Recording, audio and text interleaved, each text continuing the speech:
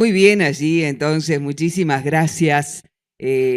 Vamos a decirles una vez más que silenciemos todos los celulares. Vamos a llamar al próximo exponente y ya vamos a ir pidiendo el que está en tercer lugar, que ya se vaya preparando así, agilizamos los tiempos y bueno, y todo transcurre en tiempo y forma. Es turno ahora de convocar, yo no sé si va a querer hablar desde acá o vamos a seguir allí con la tarjeta roja.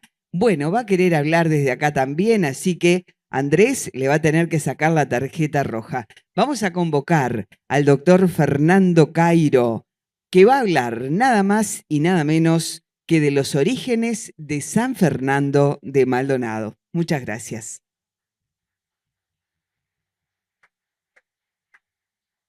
Buenas tardes. En primer lugar, agradecerles a todos por estar hoy acá y aceptar. Tú me lo puedes adelantar y está bárbaro.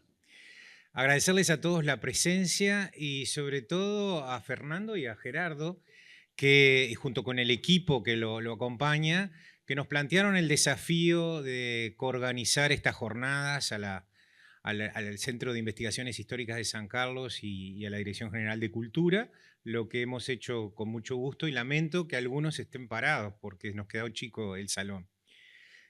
A mí me toca, Andrés, no te distraigas, a mí me toca hablar de esta ciudad, ¿verdad? Creo que es acertado la ponencia que me asignaron, en el sentido de que de alguna forma tenemos que darle la bienvenida a todos ustedes a esta nuestra ciudad, la ciudad capital del departamento de Maldonado. Ahora vamos a ver a su fundador, José Joaquín de Viana, primer gobernador de Montevideo, que asume su cargo en 1751. 1751 jura frente al Cabildo de Montevideo. Él era de la Grande España, era muy joven, ya tenía el rango de coronel, había nacido en 1715, y es enviado por el rey a gobernar la ciudad de Montevideo, que hasta entonces solamente tenía comandantes militares, ¿verdad? Y a su vez estaba bajo la jurisdicción del rey, obviamente, y del gobernador de Buenos Aires. Una de las primeras medidas que tomó este joven gobernador, pues tenía 35 años, 36 años, fue recorrer la zona de su influencia, ¿verdad? Montevideo, los límites de Montevideo llegaban hasta el Cerro Pan de Azúcar, pero él salió un poco más, recorrió el este, recorrió esta zona y sobre fines de 1751 le escribió al virrey del Perú diciéndole que era imprescindible la fundación de dos pueblos, uno a unas 30 leguas de Montevideo, sobre el puerto de Maldonado, que era la bahía de Maldonado, y otro en la zona de las Minas, que es tal vez el antecedente más antiguo que tiene la ciudad de Minas. ¿Por qué? Porque había que preservar a la ciudad de Montevideo. Y estas ciudades servirían de antemural, es la palabra que emplea en esa primera misiva al virrey del Perú, que era la jurisdicción que teníamos, como entró invocando el coronel Olano, ¿no? Y bueno, no recibe respuesta, y en 1755 decide escribir nuevamente directamente al rey y no obtiene tampoco respuesta, por lo que establece por cuenta de él, a pesar de que no tenía facultades para fundar ciudades, a los primeros 13 vecinos en las inmediaciones de la laguna del Diario.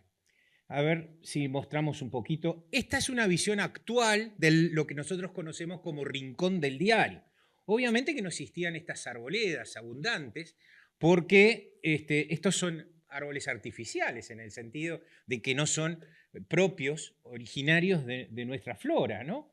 Pero es una zona que está pasando Punta Ballena. Esta es la laguna del Diario, que justamente era donde estaba la caballada del rey de uso diario, y de ahí quedó el nombre que se conserva hasta nuestros días. Siguiente, Andrés. Son fotos antiguas, pero igual hay mucha construcción. Es un lugar muy fértil, con muy buenos pastos, pasturas para el ganado, que servía para cementeras, con muchas cañadas, y estaba cerca del portezuelo. Portezuelo también es una palabra muy antigua de nuestra zona, porque era el pequeño puerto que utilizaba esta pequeña población. Estaba conformada nada más que por 13 vecinos. La mayoría solteros, habían algunas mujeres, algunos matrimonios y algunos niños. Siguiente.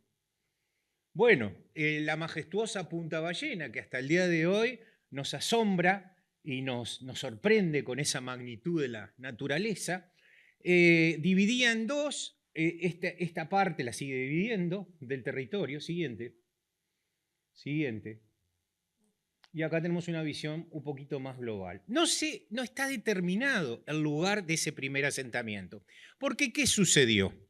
Viana, entre agosto aproximadamente, y septiembre de 1755, llegó a esta zona con esos 13 vecinos. Comenzaron a levantar precarios ranchos y una capilla provisional. Y a formar las cementeras, ¿verdad? Estamos hablando de septiembre de 1755. Viana no tenía facultades para fundar pueblos, no podía hacerlo sin la autorización real. Él fundó de facto la ciudad de Maldonado. En 1784, cuando se hace un movimiento para que la ciudad tenga cabildo, en el propio expediente se le pide a los solicitantes que acrediten la calidad de ciudad con un acta fundacional.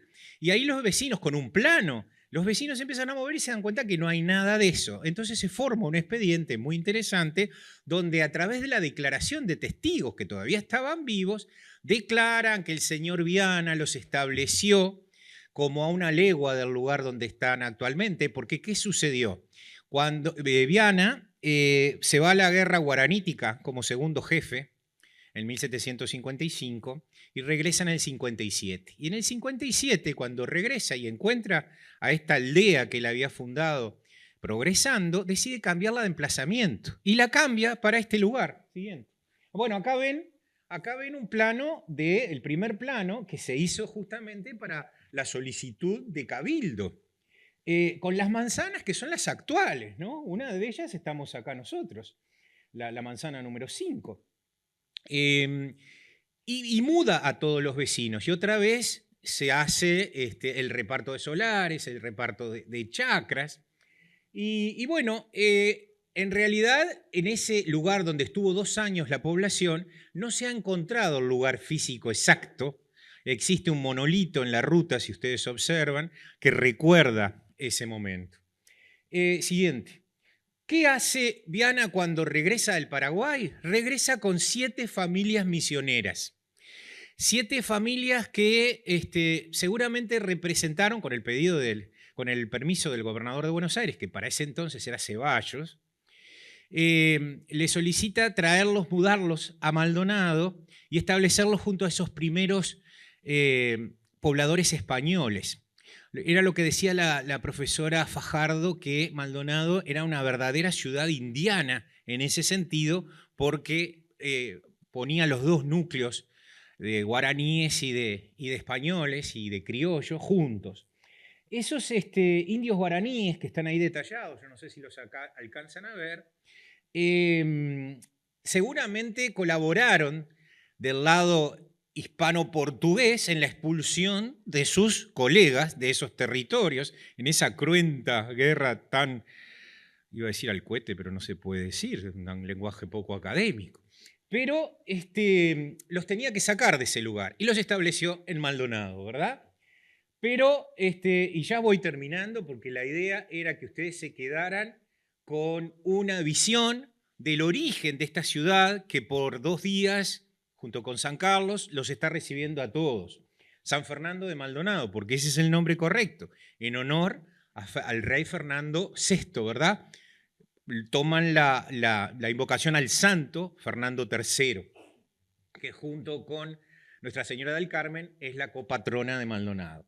Fíjense que acá es una suerte de censo de 1757, y no llegan a 97 personas nada más. Si vieran este Maldonado de más de 100.000, 140.000, 170.000 personas, muchos solteros, todos los hijos que tenían, las mujeres, y como siempre digo que entre todos ellos tenían 1.476 vacas, 115 caballos, 681 yeguas, 46 bueyes, 650 ovejas y 10 carros. Ese era el capital que había acá en Maldonado.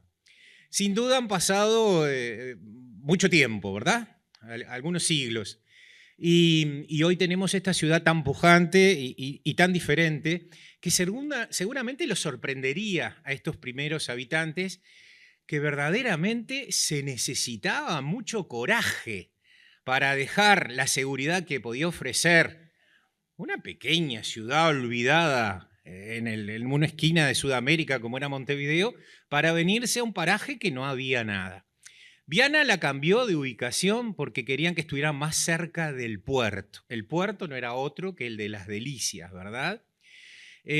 Maldonado tiene una historia muy linda que los invito a conocer, a disfrutar. Están en un lugar emblemático. Y bueno, muchas gracias por tolerarme en este espacio y mucho éxito a todos los jornadistas. Gracias. Bueno, pero qué maravilla, ¿eh? Realmente estábamos escuchando allí esta historia. Muchísimas gracias entonces al doctor Fernando Cairo, subdirector